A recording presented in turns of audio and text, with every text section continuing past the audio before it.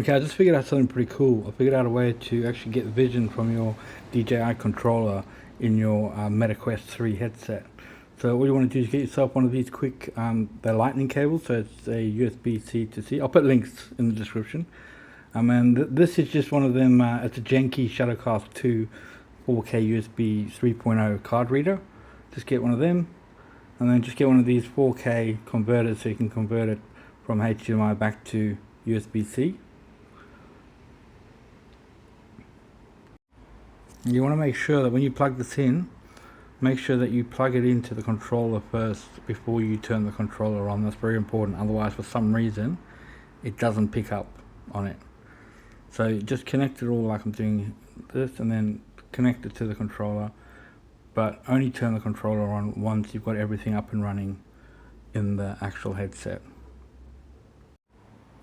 So the bar coming out from the video capture card, just make sure that goes into the controller, and then you obviously plug the other end straight into the side of the MetaQuest 3 headset, like so. Okay, so this is, now we're in the headset. Let me just move this outside because that's where I'm going to be doing this from. It's so cool that you can do this. Like, the vision is so much clearer when you're looking at it through the headset. Okay, that's all good. Okay, now I'll just quickly pop it to where I'm flying the drone and make life easier. Okay, so I'm just going to get it into place. What I'll do is I'll just flick it over to another part so you can just, when it's flying around, so you can see what it looks like.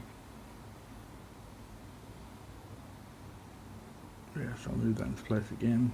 And then with this you can full screen it as well. But yeah, it can be a little bit disorientated at first when you're trying to fly just using the vision. But yeah, I just thought it's pretty cool and I thought I'd share with you guys. Enjoy.